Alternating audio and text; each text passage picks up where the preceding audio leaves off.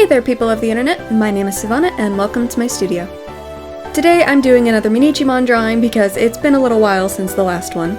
And for this week, I'm doing Melonheads. For anyone just tuning in, Minichi are kind of what I call my Fakemon, but they're not really Fakemon. They were a Fakemon project for a region called Minichi. They are now their own thing, called Phaszoan, for a creature collector game that I will be making in the future. So yeah, it's gonna get weird. Now let's just get into the drawing. So when I first flipped through this weird Michigan book, I must have not actually read the page on Melonheads because I just assumed they were some sort of alien based on this funky little picture. But no, it's a lot darker than that. Apparently the legend of Melonheads comes from a few different places. It comes from Michigan, Ohio, and Connecticut, I believe, and they're all pretty much the same with like very minor differences. The story basically goes that there was like a crazy doctor at an asylum or an orphanage that started doing experiments on kids that resulted in their brains and skulls growing to a very large bulbous size, like a melon. But before I read from the book, I took the Melonheads very literally. I wanted them to have big like watermelon brains, but I also wanted them to be like UFOs, to really lean into the alien part, because I was very sure that they were aliens. For some reason, I did not read or do any research prior to making this drawing. Well, actually, I did the research before I made this drawing, but I ignored it because I really wanted to make watermelon aliens.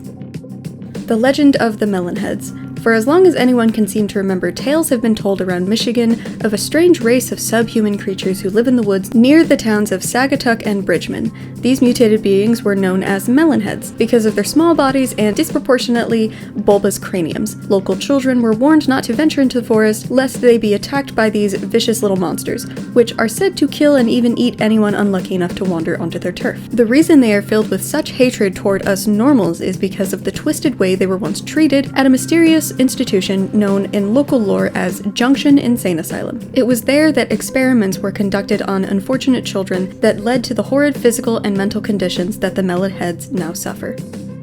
The story goes that the facility was commissioned by the state government to treat children who were afflicted with a rare condition known as hydrocephalus, which causes large pockets of fluid within the brain. The Melonheads suffered physical and mental issues due to not only the disease but also their brains being experimented on by those whose care they were in. They continued to mutate until they were hardly human anymore. They became little more than wild animals. The decision was made to close the facility. By this time, though, the Melonheads had become feral to the point where the asylum deemed that they could no longer be placed in more humane conditions. Supposedly, many of them escaped or, unable to be relocated, were simply released into the surrounding forest to fend for themselves. According to the Allegan County Historical Society, the Junction Insane Asylum is a myth and never existed.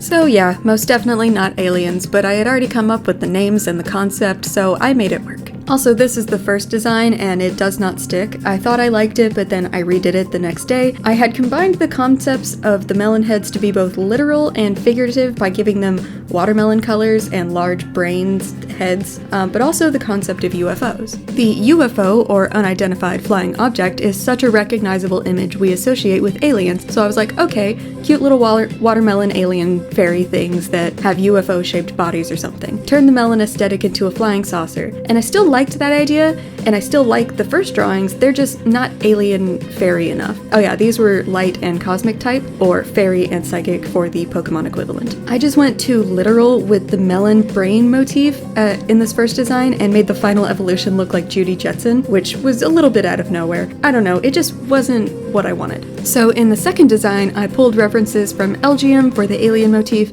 Clefairy for the fairy aspect, Ranunculus because he's just adorable and perfect, and these little celestial minion guys from Bloodborne to give me the vibes I was looking for. I started off by taking shape inspiration from a few AI Pokemon I generated a while ago, and then added in the body types of what I wanted and got to work. I knew I wanted the first form to be like a cute little baby in a flying saucer, like a baby bouncer thing, that it uses to float around. And then the second form would move the saucer to its head like a little helmet to protect its big brain. So here is UFO Fairy, named after UFOs and fairies, but spelled weird. Now, my light type isn't an exact replacement for fairy, but it's like the type that personifies goodness, whimsy, happiness, and literal shining lights. so adding the fairy wings wasn't necessary, but I think they're cute, so whatever, they stay. Then UFO Fairy evolves into Ufomena, again named after UFOs, but also phenomena, or phenomenons, since UFO sightings and the Melonhead legends happening in 3 different states are all kind of a weird phenomenon. The saucer has become helmet, and it grew legs and fingers, kind of mimicking humans, but all that gets weird and exaggerated when it evolves again. Phenomelon is the pinnacle of this line in terms of concept, name, and execution. It hits all my boxes. It's a weird alien with a big melon head, but it's still cute. It ties in all of the lore of the legends. Also, Phenomelon is probably my best work in terms of naming. I am so happy that it just all fits and works so perfectly, because it's a phenomenon, but a melon. Phenomelon. You get it? Phenomelon. In their lore, I wrote that they're pretty rare and mysterious, and many rumors or myths have been brought up about them, even one saying that they were kids who were abducted by aliens and experimented on, and they generally tried to stay away from people by being nocturnal and living in the deep forest. And they only evolve into Phenomelon with their max friendship because you've shown them that people aren't bad and they can trust you. I just wanted to give a less dark and edgy nod to the source material. Maybe they were once humans, and maybe they were experimented on and treated badly, and that's why they're so scared of people. But if you tame one and show it true friendship, then it will protect you at all costs. I love these little guys so much. Now time to read their Dex entries. UFO Fairy. These rare Phaezoan are speculated to be from outer space, as no one knows their true origins. There's an urban myth that UFO Fairy and its evolutions were once children who were abducted by extraterrestrial beings and then experimented on until they became Phaezoan. However, their DNA is closer to that of melons than humans, so that theory has since been debunked. I don't know what their DNA being close to melons means. It doesn't matter, it's fantasy. Ufomena. UFO Fairy and its evolutions are quite rare, so very little is known about them. But when they are able to be observed and studied, it is found that they evolve into Ufomena relatively early. Their melon-like bottom becomes a helmet to guard their sensitive horn, and they are now able to make portals from one place to another over a short distance. The jewels on their helmets blink to communicate. I also gave them like the overworld ability to make light, kind of like Flash in the Pokemon games, because they are the light type, and so they emit light. Phenomelon. Phenomelon? Phenomelon. Phenomelon. It has been observed that whenever a Ufomena fully trusts its tamer, it will then evolve further into Phenomelon. UFO Fairy and Ufomena are nocturnal, possibly to stay away from people. However, Ufomena will only evolve during the day, after which they no longer sleep.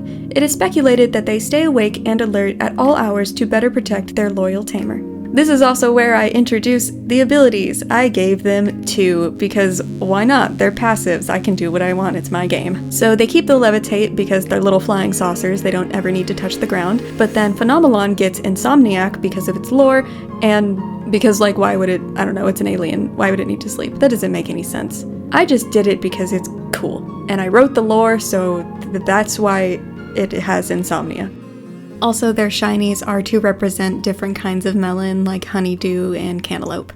And I think they're really pretty and I like them a lot, and I would keep both. I would have the original because pink and green are my favorite colors, but I would also shiny hunt them because I love them. They're all just so cute. Okay, I'm done, bye. Thank you all so much for watching. I hope you enjoyed this and prepare for more Minichi Mon stuff in the future. I love my little watermelon aliens. They're weird and silly and cute, and I just love them. Like, comment, and subscribe, ring the bell if you haven't already, and as always, take care, and I'll see you in the next one.